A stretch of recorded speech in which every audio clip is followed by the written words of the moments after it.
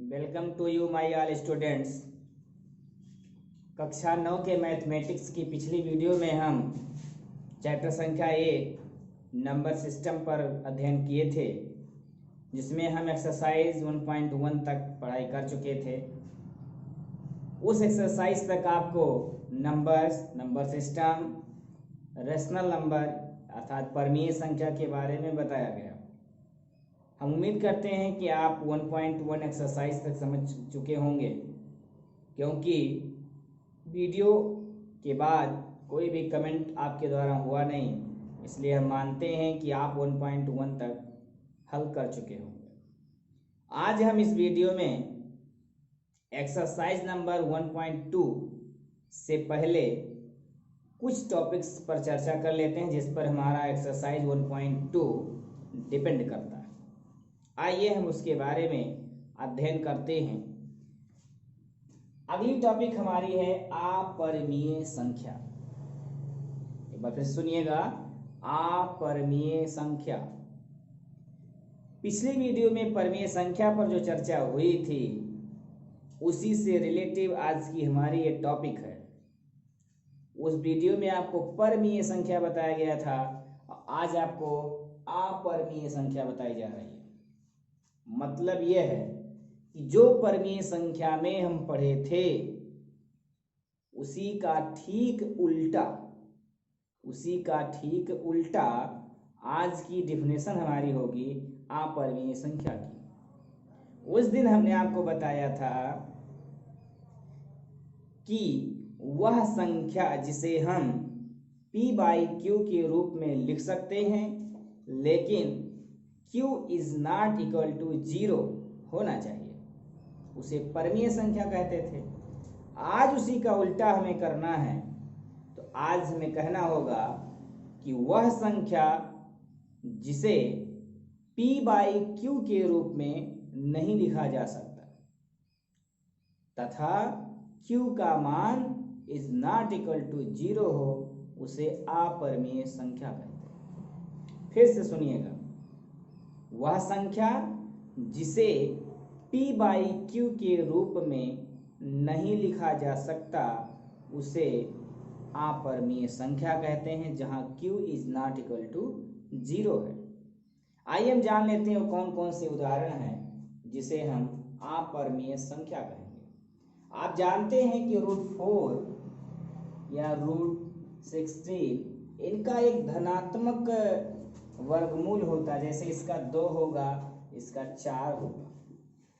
इसे हम p/q के रूप में व्यक्त करके इसे परिमेय संख्या का रूप दे सकते हैं। लेकिन आपको बताएं कि पाइथागोरस एक महान गणितज्ञ थे।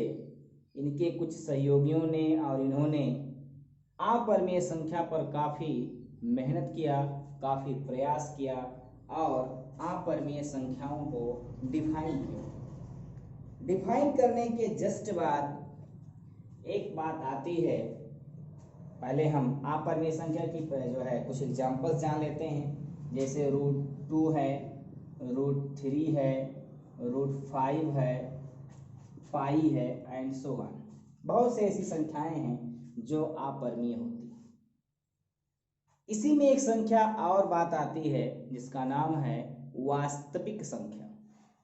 तो आपको बताएं कि परिमेय संख्या और अपरिमेय संख्याओं के समूह को वास्तविक संख्या कहते हैं। अर्थात परिमेय संख्या और अपरिमेय संख्या दोनों को मिलाकर वास्तविक संख्या कहा जाता है। एक बार फिर से समझाने की कोशिश करते हैं कि परिमेय संख्याएं और अपरिमेय संख्याएं दोनों को अगर हम जोड़ देते हैं, दोनों को मिला लें, दोनों संख्याओं को सामूहिक रूप से कर लें, तो उसे हम क्या कहेंगे? वास्तविक संख्या कहेंगे। अपरिमेय संख्या भी आपने समझ लिया। आइए हम आपके किताब में दी गई कुछ उदाहरणों पर चर्चा करते हैं और ये जानने की कोशिश करते हैं कि क्या इसके अंदर आपको क्या पढ़ना होगा, कैसे हम इसको समझेंगे। इस 1.2 एक्सरसाइज से पहले ये 2 टॉपिक्स हमको जानना बहुत जरूरी था कि अपरिमेय संख्या किसे कहेंगे और वास्तविक संख्या किसे कहेंगे, तो तीनों की परिभाषा एक बार फिर से हम रिपीट करते हैं। परिमेय संख्या की परिभाषा होगी कि वह संख्या जिसे हम p/q के रूप में लिख सकते हैं but q not equal to 0, उसे परिमेय संख्या कहेंगे।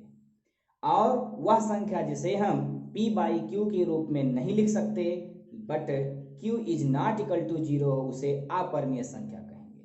और वास्तविक संख्याएं वह संख्याएं हैं जिसमें परिमेय और अपरिमेय संख्याएं सम्मिलित होती हैं, या परिमेय या अपरिमेय संख्याओं के समूह को वास्तविक संख्या कहते हैं। आइए हम एक्सरसाइज से पहले आपके बुक में दिए गए कुछ उदाहरणों पर चर्चा कर लेते हैं, जिससे आपकी एक्सरसाइज को हल करना आसान होगा। आप उदाहरणों को अगर समझ लेते हैं तो ज़्यादा ठीक होगा। आपके उदाहरण नंबर 3 में कहा जा रहा है कि संख्या रेखा पर √2 का स्थान निर्धारित कीजिए। एक बार फिर से सुन लीजिए, कहा जा रहा है, क्वेश्चन आपका है कि संख्या रेखा पर √2 का निरूपण या निर्धारण का स्थान निर्धारण कीजिए। ये क्वेश्चन आपका है। इस क्वेश्चन को हम हल करते हैं। चलिए, हम पहले नंबर सिस्टम पढ़ चुके हैं। क्या पढ़ चुके हैं? नंबर सिस्टम पढ़ चुके हैं। सबसे पहले हम एक नंबर लाइन खींच लेते हैं। आपको पता है कि नंबर लाइन के मध्य में मिड पॉइंट होता है जिसे हम 0 कहते हैं।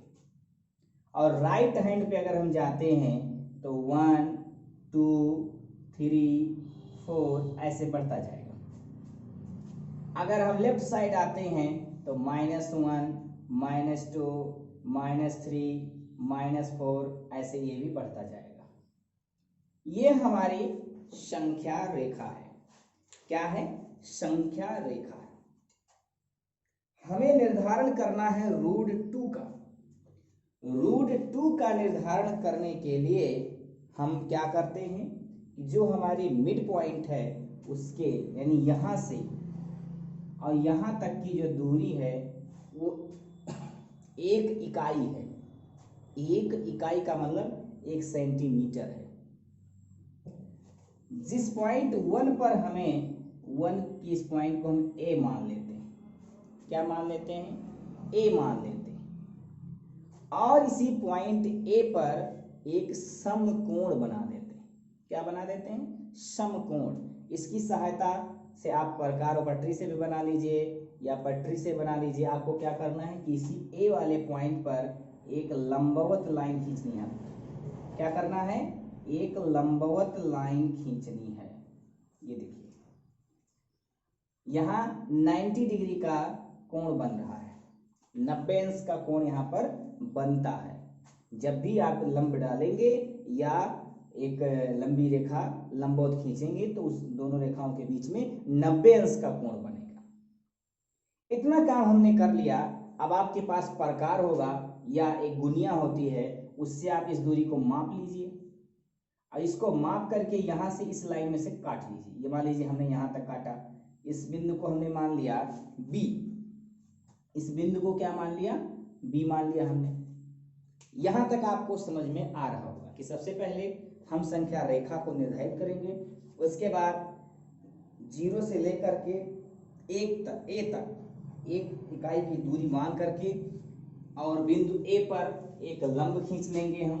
और जब लंब खींच जाएगा तो ये जो हमारी आधार की दूरी थी 0 से लेकर के A तक की, इसी दूरी को इस लंब में से काट करके या अलग कर करके यहाँ तक मान लीजिए हमको दूरी मिली, उसको मिटा देते हैं। ये पॉइंट हमारा हुआ B। अब B से O को मिला दीजिए। B से O को मिला दीजिए। अब आप एक चीज देख पा रहे होंगे, एकदम स्पष्ट दिखाई दे रहा है आपको कि यहाँ से यहाँ तक की जो दूरी है वो 1 इकाई है और यहाँ से यहाँ तक की जो दूरी है वो भी 1 इकाई है। क्यों? क्योंकि आपने यही दूरी लेकर के इस लाइन को तो डिवाइड किया था। इस लाइन में से आपने 1 ही सेंटीमीटर तो काट लिया था, जिसको B बिंदु मान लिया। यहाँ तक आपके समझ में आ रहा होगा। अब इससे आगे हमको पाइथागोरस प्रमेय जानना होगा। पाइथागोरस प्रमेय क्या होता है? अब देखिए, इसको हमने O मान लिया है, इसे A मान लिया, इसे B मान लिया है। ये 0 पॉइंट जरूर है, लेकिन इसे हम O माने हुए हैं। मिड पॉइंट में 0 होता है, लेकिन इसको हमने O माना है, इसे A माना है, इसे इस पॉइंट को B माना है। 3 पॉइंट आपको दिखाई देंगे, एक यहाँ, एक यहाँ, एक यहाँ। इसको हमने O माना है, इसको A माना है, इसको B माना है। यहाँ की तक की दूरी 1 सेंटीमीटर है और इतनी दूरी भी 1 सेंटीमीटर है। आइए हम जानते हैं कि पाइथागोरस प्रमेय क्या होता है। पाइथागोरस प्रमेय की अगर हम चर्चा करें तो ये आपके समकोण त्रिभुजों पर लागू होता है पाइथागोरस प्रमेय। और समकोण त्रिभुज क्या होता है? समकोण त्रिभुज का मतलब कि वह त्रिभुज, देखिए एक त्रिभुज बन रहा है, वह त्रिभुज जिसमें एक कोण 90 अंश का हो। देखिए एक कोण 90 अंश का ना, एक त्रिभुज बना OBA या OAB, एक त्रिभुज बना जिसे हम कह रहे हैं समकोण त्रिभुज। और पाइथागोरस प्रमेय हमेशा समकोण त्रिभुज पर ही लागू होता है। आइए हम जान लेते हैं कि पाइथागोरस प्रमेय के अनुसार क्या है। पाइथागोरस प्रमेय आपसे ये कहता है कि अगर आपको कर्ण मालूम करना है तो कर्ण स्क्वायर बराबर होता है लंब का स्क्वायर प्लस आधार का स्क्वायर। अगर आपको लंब स्क्वायर मालूम करना होता है तो आपको लिखना होगा कर्ण का स्क्वायर माइनस आधार का स्क्वायर। अगर आपको आधार का स्क्वायर ज्ञात करना होगा तो आपको लिखना होगा कर्ण का स्क्वायर माइनस लंब का स्क्वायर। ये चीज, इसी चीज को अगर हम बदल कर लिखना चाहें तो देखिए यहाँ कर्ण का स्क्वायर है, अगर हम सिर्फ कर्ण लिख दें तो इस पे इन पूरे पर जैसे यहाँ का स्क्वायर हम हटाएंगे इस पूरे पर अंडर रूट लग जाता है, यानी अंडर रूट लंब का स्क्वायर प्लस आधार का स्क्वायर। इसको हम इस रूप में लिख सकते हैं। आपको बता दिए हमें कि अगर यहाँ का स्क्वायर हम हटाते हैं तो पूरे पर रूट लग जाएगा। वही चीज यहाँ कर सकते हैं, अगर यहाँ का स्क्वायर हम हटाएंगे तो आप लिख सकते हैं लंब बराबर अंडर रूट कर्ण का स्क्वायर माइनस आधार का स्क्वायर। इसी को अगर हम बदल के लिखें तो लिखना होगा आधार बराबर अंडर रूट कर्ण का स्क्वायर माइनस लंब का स्क्वायर। ये फार्मूले आपको बोर्ड पर दिखाई दे रहे हैं। आइए हम इन्हें और अच्छे से जानते हैं कि इनका उपयोग कहाँ पे होगा। देखिए यहाँ पर कर्ण, लंब और आधार शब्द आए। हमें ये जानना होगा कि आधार क्या होता है, लंब क्या होता है और कर्ण कौन सा है। आपको बता दें कि जो क्षैतिज लाइन होती है या पड़ी लाइन हम कह सकते हैं, पड़ी लाइन, यही तो हमारी पड़ी लाइन है, तो ये आधार होगा। क्या होगा? आधार होगा। और जो खड़ी लाइन होती है यानी ऊर्ध्वाधर लाइन होती है उसे हम लंब कहते हैं। यानी ये वाली लाइन आपकी लंब है, ये वाली लाइन आपकी आधार है, और इन दोनों लाइनों को जो मिलाता है उसे हम कर्ण कहते हैं। फिर से जान लीजिए कि जो पड़ी लाइन होगी उसे आधार कहेंगे, जो खड़ी लाइन होगी उसे लंब कहेंगे, और इन दोनों लाइनों को जो मिलाएगा उसे हम क्या कहेंगे? कर्ण कहेंगे। इतना आपका स्पष्ट हो चुका। चलिए यहाँ से मिटा देते हैं क्योंकि यहाँ अभी बहुत कुछ लिखना है। ये इतनी चीजें हमको मिल जाती हैं। ये फार्मूला भी आपको दिखाई दे रहा होगा। हमने 3 फार्मूले लिखे हैं, लेकिन आपको इसमें से किसी एक फार्मूले का इस्तेमाल करना होगा। अब पता कर लेते हैं कि हमारे त्रिभुज में क्या क्या मुझे मालूम है और क्या क्या मुझे नहीं मालूम है, उसके अनुसार हम फार्मूले को चूज करते हैं। देखिए हमें आधार का मान पता है 1 सेंटीमीटर और लंब का भी मान पता है 1 सेंटीमीटर। मुझे पता क्या नहीं है? कर्ण नहीं पता है। तो कर्ण अगर ज्ञात करना होगा तो कौन सा सूत्र लगाते हैं हम? ये वाला लगाते हैं। देखिए ये लगाते हैं, इसका दूसरा रूप ये होगा। चाहे आप ऐसा लिख करके बाद में ऐसा लिखें, तो हमने सोच लेते हैं कि चलिए हम इसको पहले ऐसे लिख के तभी लिखते हैं। तो इन फार्मूलों का भी मुझे काम नहीं है, फिलहाल आप इसको नोट कर लीजिए। आपको ये आवश्यक बन सकते हैं आगे। चलिए हमें कर्ण का काम था, हम इसको लिख लिए। चलिए इसी मान को हम रखते हैं हमारे इस त्रिभुज में कर्ण कौन है? कर्ण हमारा है O और B, यानी कर्ण के जगह पे मैं लिख दिया OB का स्क्वायर बराबर, कह रहा है लंब का स्क्वायर। इसमें लंब कौन सा है? लंब A से लेकर के B तक का है, यानी AB का स्क्वायर प्लस आधार कौन है? O से लेकर के A तक, यानी OA का स्क्वायर। अब हम इसको आपको हम अभी देखिए जस्ट बताए ही कि अगर हम इसका स्क्वायर हटा दें तो ये इसके पूरे पर अंडर रूट लग जाता है, यानी OB बराबर अगर मुझे मालूम करना है तो अंडर रूट AB का स्क्वायर प्लस OA का स्क्वायर।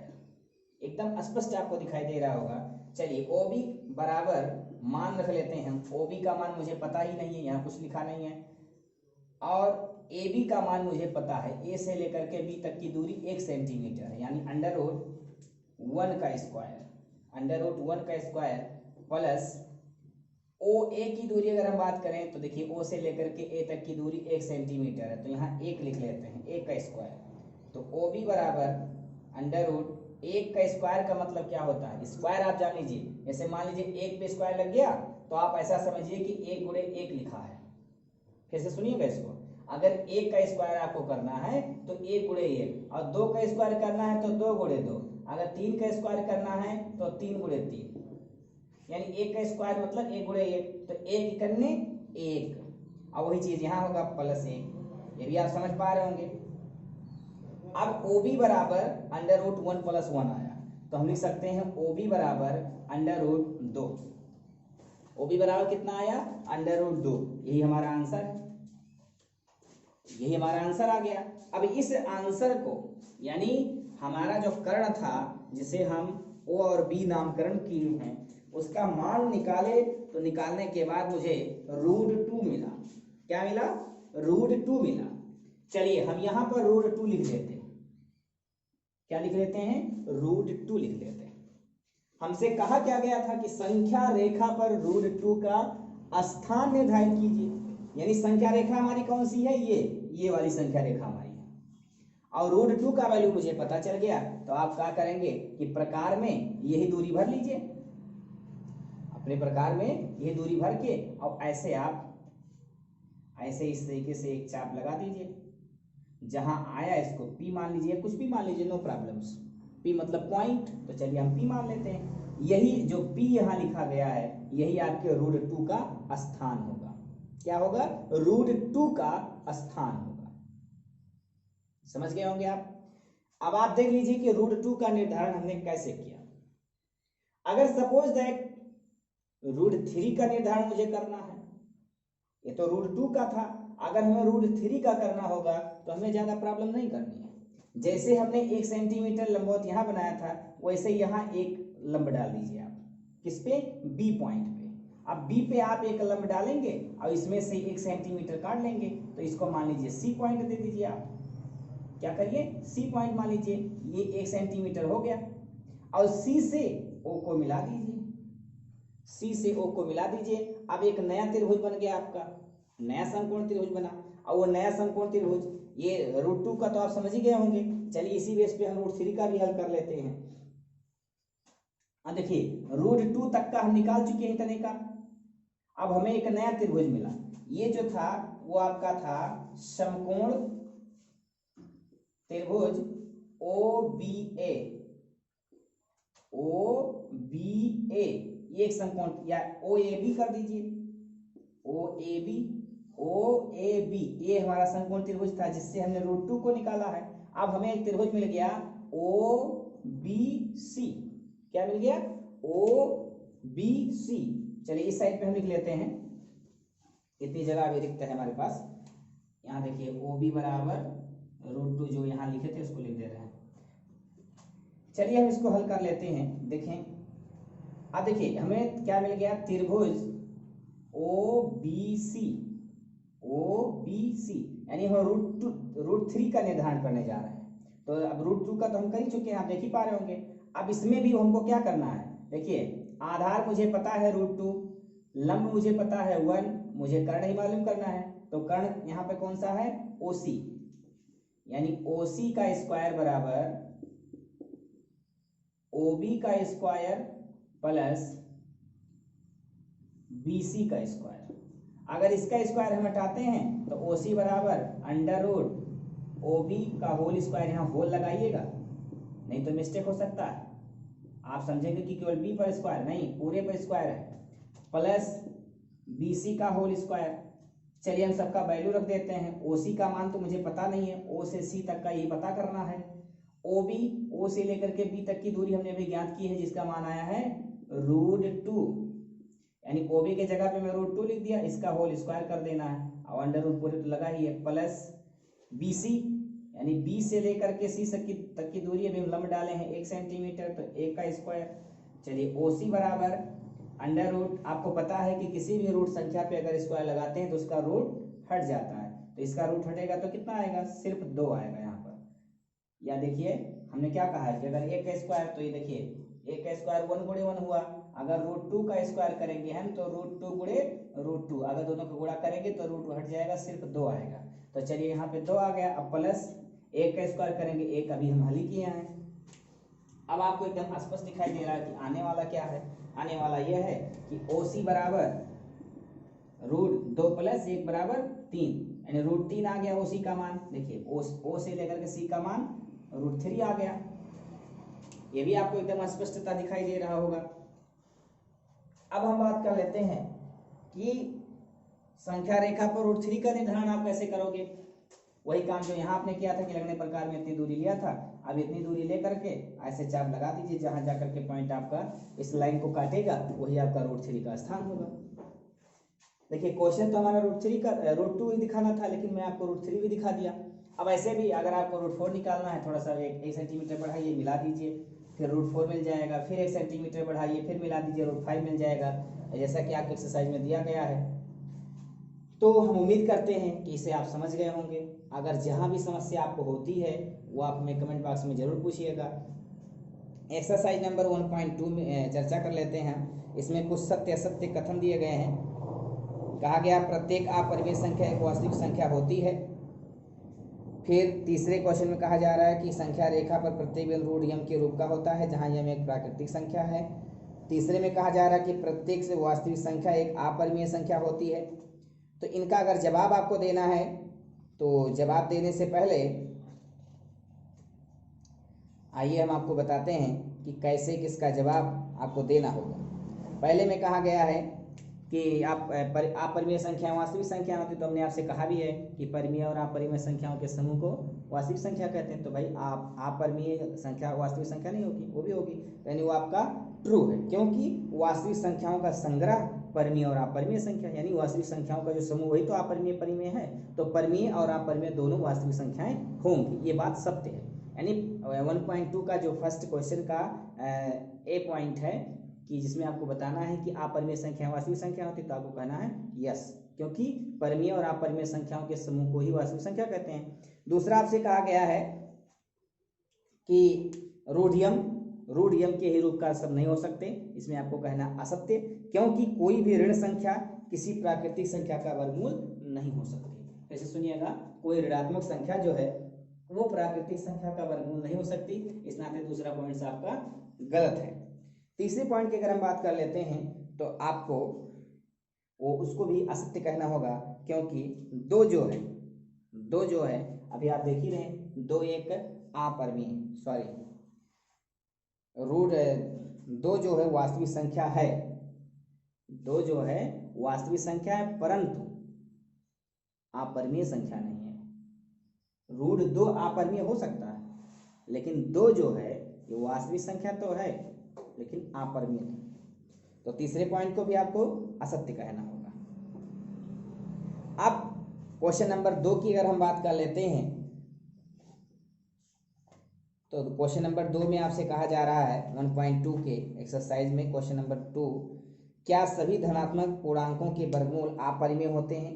यदि नहीं तो एक ऐसी संख्या के वर्गमूल का उदाहरण दीजिए जो एक परिमेय संख्या हो। मतलब आपसे कहा जा रहा है कि क्या सभी धनात्मक पूर्णांकों के वर्गमूल अपरिमेय होते हैं। ऐसे सुनिएगा, क्या सभी धनात्मक पूर्णांकों के वर्गमूल अपरिमेय होते हैं? अगर ऐसे होते हैं तो एक उदाहरण दीजिए। तो आप सबको कहना होगा कि नहीं, सभी रूट की संख्याएं, यही बात कही जा रही है जो हमने बताया है कि जो रूट की संख्याएं होंगी क्या सभी अपरिमेय होंगी? तो नहीं। क्यों? क्योंकि देखिए √4 जो है इसका वर्गमूल निकालेंगे 2 आ जाएगा, 2/1 ये परिमेय संख्या है, ठीक है। यानी जिसका धनात्मक वर्गमूल हम निकाल सकें वो अपरिमेय नहीं हो सकता। यह भी तो रूट में लिखा हुआ है और यह भी रूट में लिखा हुआ है। अगर हम √3 की बात करें तो इसका धनात्मक पूर्णांक नहीं निकलेगा ना, धनात्मक पूर्णांक यानी इसका वर्गमूल नहीं निकलेगा, इस नाते ये अपरिमेय है, ठीक है। ये अपरिमेय है, लेकिन ये तो नहीं अपरिमेय है। इसी नाते जो दूसरा प्रश्न आपसे कहा जा रहा है कि क्या सभी धनात्मक पूर्णांकों के वर्गमूल अपरिमेय होते हैं, तो आपको क्या कहना होगा? जो हमने बताया उसके मुताबिक देख करके आप कहेंगे नहीं। कहा जा रहा है कि सभी पूर्णांकों के वर्गमूल अपरिमेय होते हैं, तो देखिए इसका जो वर्गमूल आया है ये अपरिमेय थोड़ी ना है, ये तो आपका परिमेय है। इस नाते आपको कहना होगा नहीं, सभी के नहीं होते, बस केवल जिनका धनात्मक वर्गमूल नहीं निकल सकता वो अपरिमेय होंगे, और जिनका धनात्मक वर्गमूल निकल जाए, देखिए √4 का वर्गमूल 2 आ गया, इस नाते ये परिमेय है, अपरिमेय नहीं। और इसका नहीं निकला, इस नाते अपरिमेय है। फिर तीसरे क्वेश्चन की अगर हम बात कर लेते हैं तो तीसरे क्वेश्चन में दिखाइए कि संख्या रेखा पर √5 को किस प्रकार निरूपित किया जाएगा।